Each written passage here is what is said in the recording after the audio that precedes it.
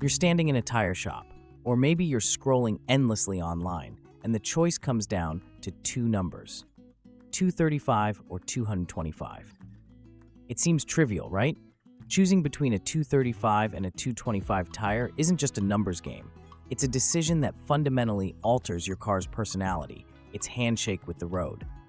So let's cut through the noise and talk about what really separates these two sizes, and more importantly, which one is actually right for you and the way you drive. Deconstructing the numbers.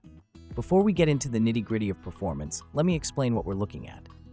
When you see a tire size like 235/45R18, that first number, 235, is the tire's section width in millimeters.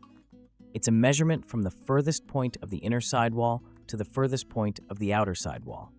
So a 235 tire is, quite simply, 10 millimeters wider than a 225 tire.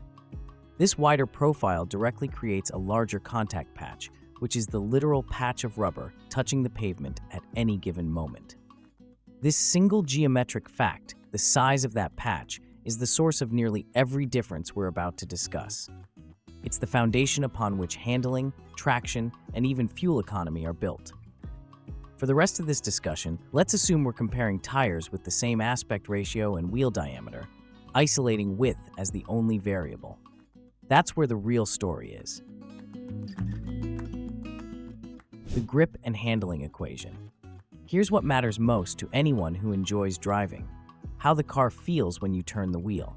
The 235 tire, with its wider footprint, puts more rubber in direct contact with the road. This is the brute force approach to grip, and in dry conditions, it works beautifully. Think of it like this: a wider base is a more stable base. When you push the car into a corner, that larger contact patch generates more friction, providing superior lateral grip. The car feels more planted, more stable, and more confidence-inspiring. You'll notice this most during spirited driving on a winding road or in an emergency braking situation, where the 235's extra surface area can help shave precious feet off your stopping distance. It gives the car a solid, reassuring feel, as if it's anchored to the asphalt.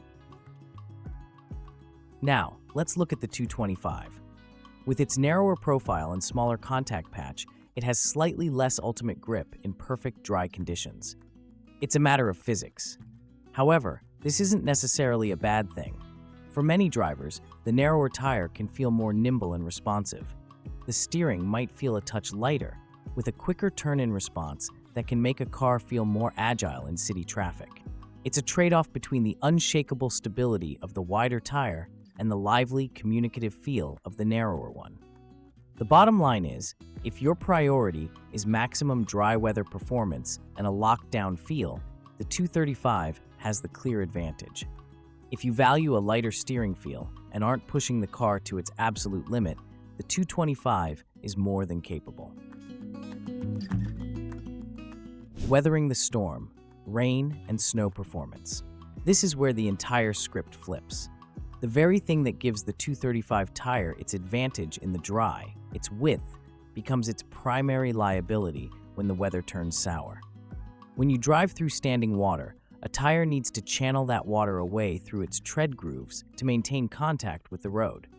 The wider 235 has to displace a larger volume of water, making it inherently more susceptible to hydroplaning.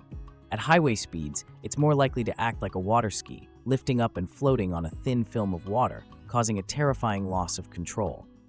In snow, a similar principle applies. The wide tire tends to float on top of the snow rather than digging in to find traction. The 225, on the other hand, is the clear champion in foul weather.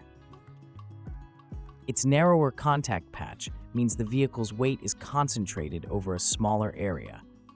This results in a higher pressure per square inch, allowing the tire to slice through standing water more effectively and maintain contact with the pavement. That same principle helps it cut through slush and snow, digging down to find firmer ground or packing the snow beneath it for better grip. Think of it as the difference between trying to push a wide shovel through deep snow versus a narrow one. The narrow one cuts through with far less resistance. If you live in a region like here in Dhaka during monsoon season, or anywhere with frequent, heavy rainfall, or occasional snowfall, the superior hydroplaning resistance and snow traction of the 225 Tyre is a significant safety advantage that should not be overlooked. Efficiency and comfort, the unseen compromises. Every performance choice comes with a compromise, and the wider 235 Tyre pays its price at the fuel pump. The same friction that creates all that wonderful grip also creates something called rolling resistance. This is the energy the tire consumes just to roll down the road, fighting against its own deformation and friction with the surface. Because the 235 has a larger contact patch, it generates more rolling resistance. Your engine has to work just a little bit harder to overcome that resistance and maintain speed. While you might not notice a huge drop in your miles per gallon on a single tank, this small penalty adds up over the 40,000 or 50,000 miles you own the tires. The 225, with its slimmer profile and lower rolling resistance, is the more fuel-efficient option, period. Comfort and noise are also part of this equation. More rubber on the road often means more road noise transmitted into the cabin. The wider 235 can produce a more noticeable hum or roar on certain pavement surfaces compared to its 225 counterpart. While tire technology has come a long way in mitigating this, the general tendency holds true. The narrower 225 often delivers a slightly quieter ride. Ride comfort itself is more dependent on the tire's sidewall height and construction, but all things being equal, the subtle differences in noise and rolling smoothness can favor the narrower tire for those who prioritize a serene daily commute over outright performance. Aesthetics and cost, the practical realities. Let's be honest, how your car looks matters. Tires play a huge role in a vehicle's stance and overall presence. The 235 Tyre, being wider, fills out the wheel well more completely. It gives the car a more muscular, aggressive, and performance-oriented look. For many car enthusiasts, this visual benefit alone is reason enough to choose the wider option. The 225, by comparison, provides a more standard stock appearance that is perfectly fine, but lacks that extra visual punch. Of course, that improved look comes at a literal cost. Wider tires require more raw materials to produce, more rubber, more steel belts, more intricate molds. As a result, a 235 Tyre will almost always be more expensive than a 225 Tyre of the same model from the same manufacturer. The price difference might be 10 to 15% per tire, which adds up to a significant amount when you're buying a full set of 4. So, you have to ask yourself if the enhanced dry grip and aggressive stance of the 235 are worth the higher initial cost and the small, continuous penalty in fuel economy. For some, the answer is an easy yes. For others, the practical, cost-effective, and all-weather capable 225 is the far smarter financial decision. The bottom line, making the right choice for you. So, where does that leave us? The choice between 235 and 225 tires is a classic case of balancing priorities. There is no single better tire. There is only the better tire for you. Let me break it down. You should choose the 235 Tyre if you are a performance-oriented driver living in a predominantly dry climate. If you value maximum cornering grip, superior braking in the dry, and a beefier aesthetic, and you're willing to accept the trade-offs in wet weather performance, fuel economy, and cost, the 235 is your tire. It's for the enthusiast who wants to extract every ounce of performance from their vehicle on a clear day.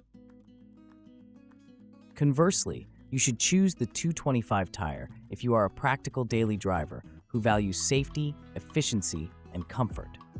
If your commute involves navigating frequent rain or the possibility of snow, and you want to save a little money both at the time of purchase and at the gas station, the 225 is the smarter, more logical choice. It offers a quieter ride and a significant safety advantage when the roads are slick, which for most people is a compromise well worth making. One final, crucial point. Always check what your car's manufacturer recommends. Your vehicle's suspension, stability control systems, and even your speedometer are calibrated for a specific tire size. While a 10mm change is often acceptable, It's essential to ensure the new size is compatible with your wheel width and won't cause any rubbing or clearance issues. When in doubt, stick with the original equipment size or consult a trusted tire professional. They can help you make the final call, ensuring your choice is not only a matter of preference, but also a matter of safety.